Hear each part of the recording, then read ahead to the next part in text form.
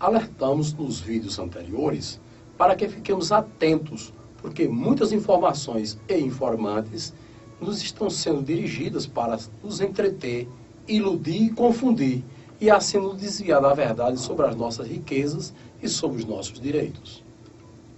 Adentrando um pouco mais na temática 02, que trata de economia, vamos falar agora sobre riquezas. É também um assunto que interessa a você, a mim, às nossas famílias, enfim, a todos nós, porque nos mostram que elas existem e nos permite avaliar se elas são suficientes para erradicarmos de uma vez por todas a miséria e assim resolvermos todos os nossos problemas. Riqueza versus miséria, ou miséria versus riqueza.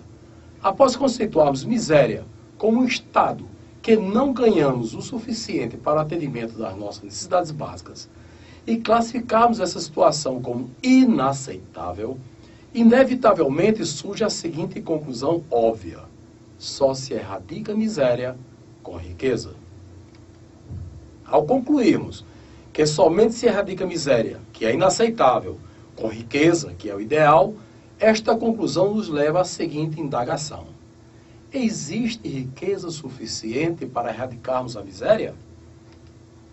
Antes de respondermos a esta questão, conceituemos para fins dos nossos estudos o que é abundância e suficiência. Primeiramente, abundância. Abundância é uma dádiva divina que existe disponibilizada na natureza em forma de incomensuráveis recursos humanos e naturais. A suficiência é a quantidade exata de recursos que determina o ponto de equilíbrio entre a oferta e a procura desses recursos e neutraliza os efeitos da escassez e do excedente de produção, sendo, portanto, o ideal, uma conquista humana que se obtém através da excelência na gestão. Voltando à pergunta, existe riqueza suficiente? O Sococa diz que não. Há escassez, em outras palavras, estamos condenados a permanecer na miséria. O sistema do mérito diz, sim, existe riqueza suficiente, portanto não se justifica a miséria. E aí vem a dúvida, qual dos dois sistemas está com a verdade? A busca para a constatação da verdade nos envia a análise da suficiência preconizada pelo modelo econômico do sistema do mérito, uma vez que o modelo vigente no Sococa, com a sua tão decantada escassez, já é nosso velho conhecido. Antes de iniciarmos a nossa análise, rememoremos a composição do sistema do mérito. Preste atenção, vamos rever o sistema do mérito. Inicialmente temos o modelo moral, com o princípio da ética do amor. É um princípio novo, que se contrapõe ao princípio do individualismo que está vigente no sistema Sococa. O princípio da Demarquie-Repadie dentro do modelo político, ou seja, a Demarquie-Repadie é a verdadeira democracia. Demarquie-Repadie quer dizer representativa, que pode ser exercida através de representantes. Participativa, porque você, eu, todos nós participamos da elaboração e da execução dos planos e programas governamentais. E porque é distributiva das riquezas e das oportunidades. Ou seja, as riquezas e oportunidades não vão ficar restritas a uma oligarquia, mas vai ser a sua oportunidade e a minha de participarmos e receber esses benefícios. O modelo econômico no sistema do mérito parte do princípio da suficiência, que se contrapõe ao princípio da escassez lá do Sococa.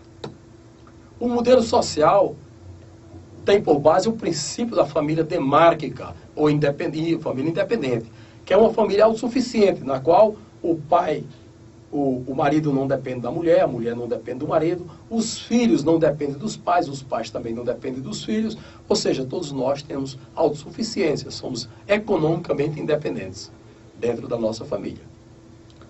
O modelo cultural é baseado no princípio da cultura soberana, ou seja, não vamos mais importar a cultura, os hábitos e costumes de outras nações. Vamos produzir a nossa própria cultura, os nossos próprios hábitos, os nossos próprios costumes. E o modelo educacional com fundamento no princípio das oportunidades iguais. Ou seja, todos receberemos o mesmo tratamento em matéria de educação, principalmente as crianças. Não vamos ter aquela história de as crianças vão para uma escola boa, particular, outros vão para a escola pública, outros vão ficar fora da escola. Não, não temos isso. Todos teremos uma escola de excelente qualidade e todos terão direito de participar dela. E aí começa a questão do princípio das oportunidades iguais. Se nós não resolvermos essa questão das oportunidades iguais desde a base da pirâmide, nós não chegaremos jamais a uma sociedade próspera, uma sociedade feliz. E o trunfo do sistema do mérito, que é exatamente o mérito como uma decorrência de serviços prestados. É um trunfo natural, ou seja, porque ele emana do próprio ser humano.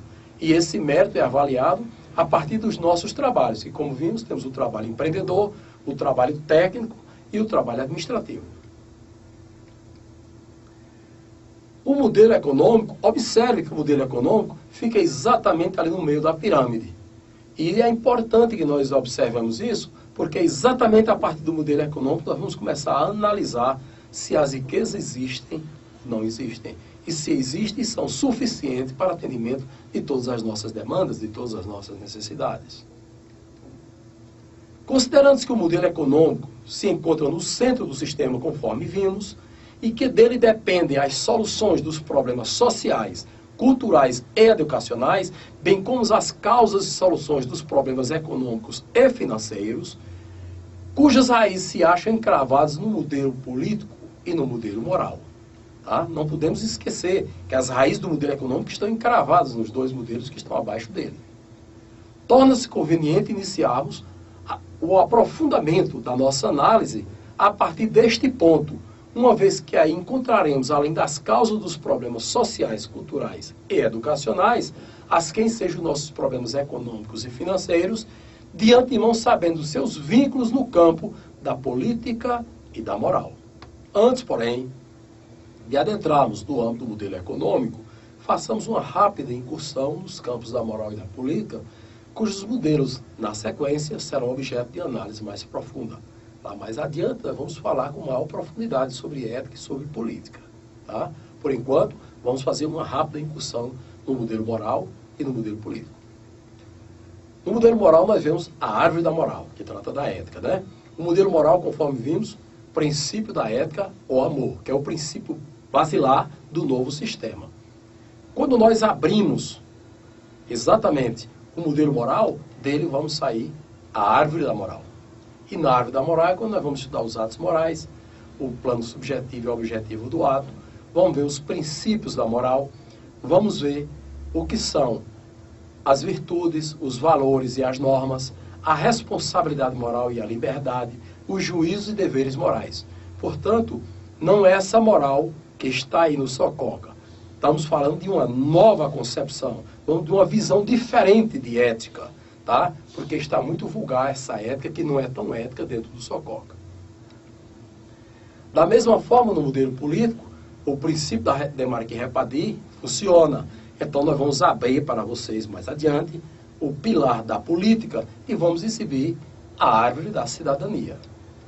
E na árvore da cidadania vamos debater sobre a questão do poder do ser humano, certo? O poder individual e o poder coletivo, a ética do poder, a autoridade, como é que nós vamos tratar a questão da organização do Estado, governo, partidos, a questão da Estado, nação, cidadão.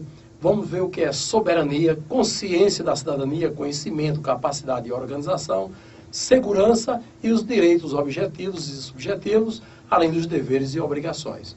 Tudo isso nós vamos falar oportunamente, com maior detalhamento, vamos dizer assim, nos próximos vídeos. Com essa rápida incursão nos campos da política e da moral, quisemos apenas alertar para os seguintes detalhes. Para bem funcionar a economia, ela depende da política e da moral. E não estamos nos referindo ao moralismo abstrato e à politicária que conhecemos no Sococa, mas a política, ciência pura, séria, ética, e a moral do sistema do mérito, como esse que acabamos de apresentar em poucas palavras. Façamos então uma análise introdutória do modelo econômico do sistema do mérito, conhecendo a árvore da gestão.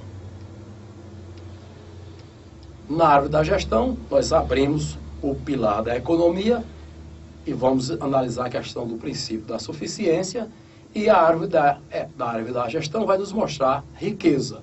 Que tipos de riqueza existem? Riqueza humana, riqueza natural, as fontes da riqueza, a soberania, o planejamento, o controle, a tecnologia, o conhecimento, a infraestrutura, a economia, a tributação, os orçamentos e finanças, tudo isso como fontes de riqueza. Pois bem, analisando melhor a árvore da gestão, nós vemos que, por exemplo, a gestão consiste na utilização dos fatores produtores e multiplicadores de riqueza. E aí nós vamos entrando com maior detalhe a riqueza humana e a riqueza natural. Depois nós temos a soberania como a fonte primária de todas as riquezas.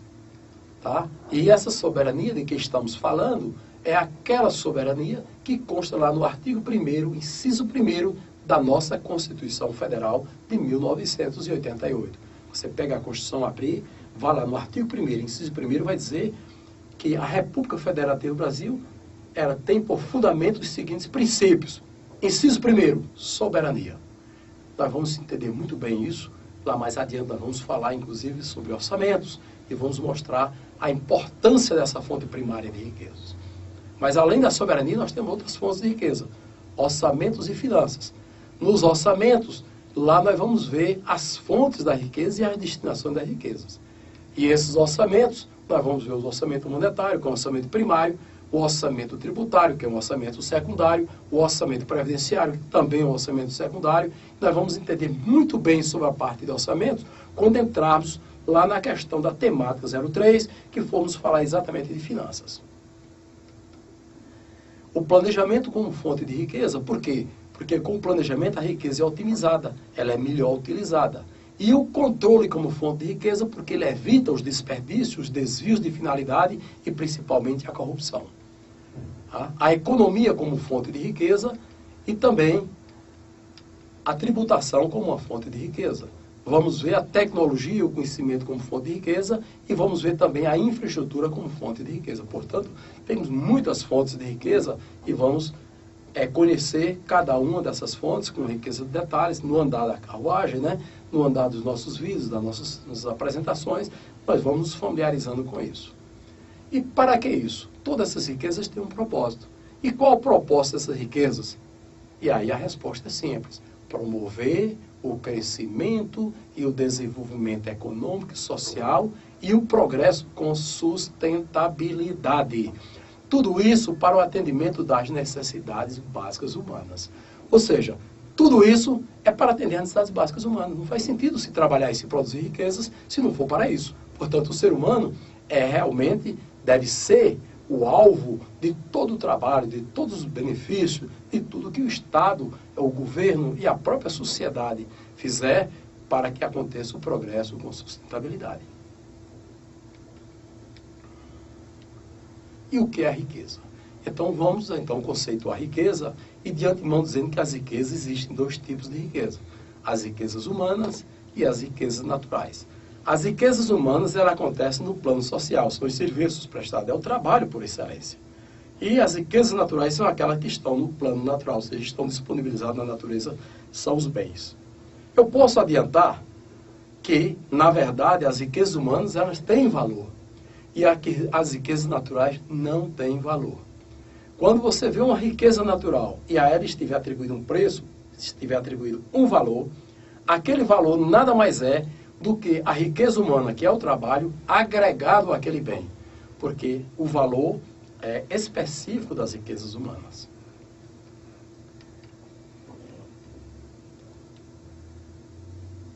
Riqueza. O que é riqueza?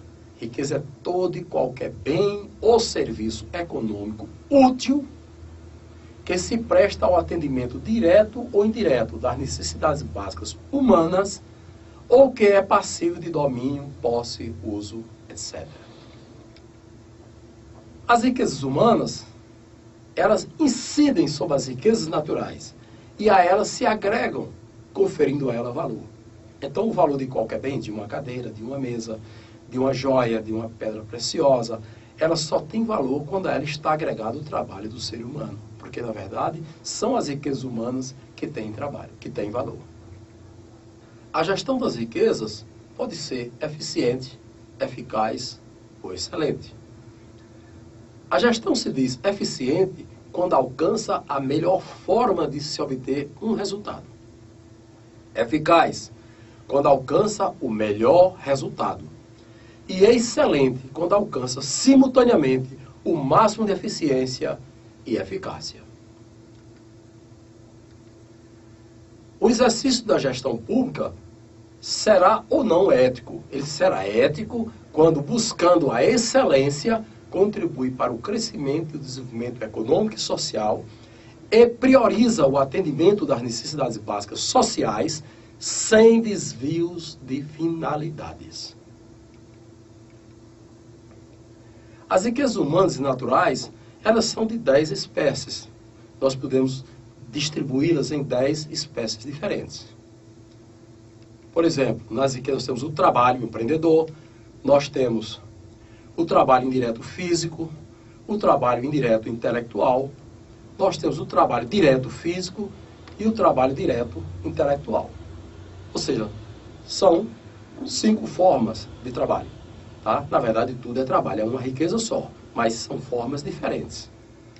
E as riquezas naturais, ela também pode ser de 5 espécies. As riquezas energéticas, são as energias, as riquezas do reino animal, as riquezas animais, as riquezas do reino vegetal e as riquezas do reino mineral, além daquelas riquezas potenciais que são ainda inexploradas ou desconhecidas.